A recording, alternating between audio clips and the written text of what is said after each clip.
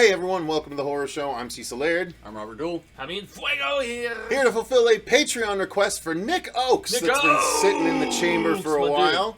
We are here to talk about From Dusk Till Dawn, the original 1996, I believe, feature? Sure. I believe 96 so. or 7? I think it was 96. You might that's what that's the number that's popping in my head. I'm actually thinking 95, but you never know. You might be right too. I think you might be right too. You might be right too. Because Rodriguez directed it and Tarantino and him co-scripted it, if I recall correctly. That's true. So, That's true. Yeah, so, well, I think they did a rewrite with the co-rewrite kind of thing. Yeah. Yeah, and Tarantino had just done Pulp Fiction the year before, so. So, yep, that makes sense. 1995 makes sense. We could check it, but why? Anyway, this one stars, of course, Quentin Tarantino and George Clooney, and this is a classic. Classic. Harvey Keitel. Yeah, all them too. All right, but it's about who? I'm sorry. The brothers, right, motherfucker? It's about the Gecko brother. All right, so yes, and this is, at least in my opinion, I think in Fuego's, not sure about in Robert's, but this is one of the top 5 vampire films of all time. In my opinion, this is my favorite vampire film of all time. Yeah. So, yeah. Yes, that would be in your top 5. Watching this as a kid because my parents wouldn't let me watch this. That's fair. I mean, that's a good decision on their part. Well, but it was totally worth it, though. 100%. It's got boobs. It's got graphic violence. It has lots of F-bombs and stuff. It is very much of that mid-90s, like, just degaff mentality of filmmaking, which I love so much. So. Yeah, so, I mean, obviously, we all really love this movie. That's the overall story. So, getting into the story, it's, if you guys haven't seen it, why? What's wrong with you? But it starts off with the Gecko brothers, who are George Clooney and Quentin Tarantino, who are 2 thieves and murderers. And one of them is a little bit more evil than the other, but he's got some quirks. They are on the run after some crimes are committed. And in order to escape, they decide to commandeer a motorhome that has been utilized by Harvey Keitel and family, with his wife and his daughter, played by Juliette Lewis, much younger at the time, and the son as well. But they are just heading on a family trip, but they get hijacked by the Gecko brothers and are taken down to Mexico and end up at a strip club called the Titty Twister. Yes, they're made to. I'm not going what to the try hell to are you doing? No, that's why I was saying booty. Like I wasn't trying to pronunciate, but yes, we have lots of variations described by Mr. Cheech Marin in our introduction to the pea, black pea, brown pea. And I want to say that whole segment was done all in one go. Yeah. Done in the one shot in the movie. Presented. Yeah, as a comedian, I would see him just being able to ad-lib it and just like rock it and just go through all the different cameo. All that really different varieties. Oh my God. Lots of good stuff. There's tons of Hispanic talent in this movie. Between Danny Trejo, Salma Hayek. Lord of mercy, Salma Hayek. That was the movie that made me fall in love with her. Right, me too. It was Desperado for me. No, man, From Dusk Till Dawn. No, From Dusk Till Dawn. Santanico Pandemonium. Santanico Pandemonium. Yes. I will make you my dog, my slave. Yeah. You lick the dog shit from my boot heel. And how much sense does it make now to know that Quentin was the one sucking the wine off of her toes? Yeah. But, okay, especially after Once Upon a Time in Hollywood and the foot shots. All the feet, dirty feet. All of the give me that dirty wine. Oh, man. He's like, give me those real. nasty women feet, and I will just like go to town on them toes. And nonetheless, the family is hijacked and taken to the Titty Twister so that the Gecko brothers can escape. What none of them realize is that after sundown, the Titty Twister gets shut down because it is a den of vampires. And so now they must survive through the night in order to escape. This is my kind of place! It's a fantastic movie, fantastic vampire movie with excellent acting from George Clooney before he was making the transition from he was still on ER at the time. Yeah, he was making transition from ER into feature films, and this is definitely one of the ones that helped him on that transition. Dude, and with the fake tattoo, like the whole tribal looks so good. Big snake. Like, he was a badass in this movie, man. I mean, especially with that drill at the end and stuff, man. I mean, just a fantastic movie. So I love this we movie. all like the story, I love right? this movie so much. Oh, yeah. Yeah, I mean, story-wise, I think it's very cool how the first half is like Pulp Fiction, and then the second half is like full-on horror film, which is where it's really fun, and you can tell that Rodriguez and Tarantino being buddies going back to the early 90s, and then they, got back together for Grindhouse, which was cool.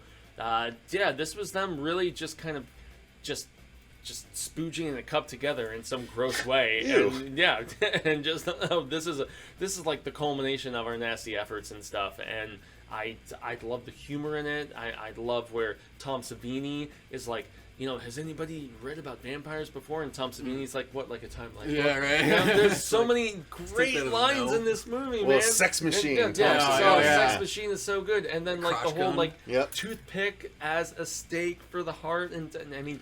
I forgot about that. There are beat after beat of awesomeness so in this good. film. It's the best vampire movie ever for me. I know it's not for everybody. It's top 5 for a lot, but it's my favorite vampire movie ever. It's fair. It's fair. Acting. I mean, everyone's great. Yeah. There's really no weak links in this. They're all doing what they know they're doing, which is playing into this silly vampire action movie, and there's no one that really like brings you out of it because they've all bought in. Yep.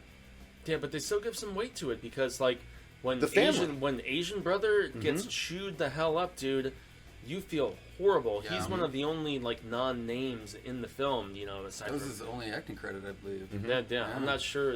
He hasn't about even that, extended role in the From Dusk Till Dawn series. But... Oh, he's in it. Oh, really? He comes back and No, in the From Dusk Till Dawn series, they retell the first movie across the first season. Yeah, so which is he's a vampire for a that. much longer Yeah. period of time in the series. Interesting. Well, that's, okay. Good to know. I need to finally get around to watching that series. No, you don't. It was art. Well, as much. No, that's you why I don't. haven't watched it because I didn't like. No, Texas. the first I season did not sucks like because Texas it's literally Blood just Money. a very drawn out From Dusk Till Dawn, which was lean, mean, and tight. Yeah, I did not like Texas Blood Money, despite the fact that Team 3, 1000 was 1 in and 3 were And good. 3 was actually good, where they went back Hanging to Daughter. the ancient like Mexico type stuff. It's the It was same thing that it was happened almost with like horror a movies remake, around that. though, just back in like ancient like 1880s Mexico. Horror instead, movies in the 90s had this weird curse where it was always the first one and the third one. Because if the movie was good in the first one and they made VOD or at the time DVD follow-ups, direct-to-video follow-ups, 2 and 3 were direct. inevitably 2 sucks, but 3 put it back on track. That happened with Darkman. 2 sucked. 3 put it back on track. That happened with Sometimes They Come Back. 2 sucked. 3 put it back on track. I would actually disagree with that one, but Nah, that's you're just wrong. me as the King fan. You're wrong. But no, that happened with so many movies where 2 sucked. From Dusk Till Dawn, 2 sucked. 3 made it cool again. Tremors almost followed the rule because 4 is the one that made it cool again, but nonetheless. This movie is just so much fun. I love the acting. Harvey Keitel putting in work in a vampire movie, making you feel for him. Well, Juliette Lewis putting and in you work in a genuinely- vampire film. Man, you genuinely like feel his just conviction and just hope to protect and everything, and just understanding the whole like tortured aspect of his personality, the fact that he knows the sacrifice that must be made to save others. It's some heavy shit. So there's a lot of goofiness in the film, but it somehow rounds it out to like bigger themes at times. So that just shows good writing, good directing, and I mean Rodriguez and Tarantino, man, making a vampire movie like, oh my god, this really happened? Yeah, it really happened, and it's damn good. So the last thing we should really talk about is the effects. I mean, they're fantastic. It's a lot of practical effects, burgeoning CG, so not an overabundance of it, but so much good practical, so much fun stuff, and I thought the effects in this, especially the special makeup effects for the vampires, so good. So good. It was I love very the kind of effects in Buffy-y this. with like the whole snout kind The of crinkled, thing. crinkled forehead, right. What did you guys think of the effects? I liked them. Like they were, especially for the time. Like they were great. You could definitely tell there was some basically cost issues at times with certain costumes. Like, but other than that, it was solid. I had no really gripes, especially for the type of movie that it is. I mean, think about the practical that goes into making a Yeah. band making That instruments. was what I was just about. That was what I was going to say. Go. That's what I was Sorry, waiting to sorry, I say. stopped it. I stopped it. Go ahead. Go ahead. I stopped myself. The corpse I instruments. stopped. No, go ahead. No, let him talk. Yeah, where you have this Spanish band, man, like serenading, and it's all just like very well produced and sung and performed and everything, and then when you see the true nature of the band and they're like performing on like human body parts, like the torso is the guitar and everything, that's what They shove the leg in the middle of the bottom part of the torso instead of having two legs. Fuck you very much. All the Good nerds night. and the strings, it was that aspect was cool as shit. And if you guys don't know, Tito and Tarantula is the band that plays. Oh. Yeah. And the song is really, Angry really Cockroach is the one in the beginning when they first go into the bar. Yeah, where he said, "Nice with the facts." And then After Dark is the one that they played during Salma Hayek's dance. Yeah, and that's another thing where I will say the ending song, "It's a Dark Night," where they show what the place really is, and there's all of those 18-wheelers in the back, and they're all like crushed and like piled up and destroyed and everything, and you see it's this old like Mayan-looking temple or something, dude. So like the history aspect of that, they've been there for the end of this movie so however much. hundreds and hundreds of years, which is where the prequel that Cecil was mentioning, the third part one. 3 makes so much sense because of that.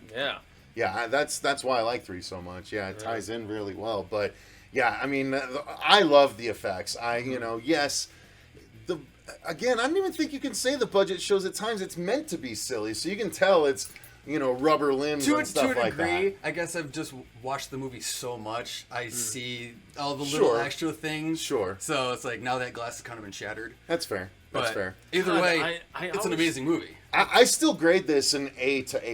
Yeah. Honestly. Oh, don't get me wrong. Amen to that, dude. I mean, the scene where the Asian older brother is getting like chewed up, he's like, kill me, and like the blood's like dripping down, and all of them are just chewing on his throat and stuff. Nasty. There are some really gross kills in this, and where they like bless the holy water and everything, and they're going around shooting and they're melting. Honestly, with Harry Keitel when he gets blasted in the side of the face, that scene was beautiful. Yeah, after he finally turns and everything. And there's some good transformation stuff too. Once like, dude, where Tom Savini and he's like, I don't want to be turning, and he's like, he's like touching his teeth, Hands and he go like open. feels the teeth protruding and stuff. He's like, oh my god, and he sees his hands. He's like, Yep. It was like that. I thought it was so fun, Yeah. I love From Dusk From Dusk Till Dawn is fantastic, you guys. So I mean, goddamn good. we can talk about it for hours, but we might as well cut it off there. Yeah, Why don't sorry, you guys... Nick. We could talk more. Yeah, really. Why don't you guys let us know in the comments down below, what do you think of From Dusk Till Dawn? And if you didn't grow up with it like we did, do you feel less about it, or does it still stick out as one of the best vampire movies to you? Give us those thoughts down below. I'm very curious to see if it holds up for people that are younger than us. Yeah, that's you know why what I he's mean? the showrunner. Yeah. although seriously, Good it questions. does. Yeah, but it does like just linger in some weird space where it's not dependent upon technology and all kinds of like culturally referential things at that time. Where I feel like it does have that timeless aspect. So. I agree. I think it does have the timelessness too. So let us know what your thoughts are in those comments down below. Thank you very much to Nick Oakes for requesting this and for being a patron Love you, for as long as he has. Until next time, I've been Cecil Laird. I'm Robert Duell. And gracias, I've been humming Fuego. If you want to become a patron, the link is in the description box down below. While you're down there, click that like button and subscribe to make sure you don't miss more content like this. But until next time, remember, stay scared!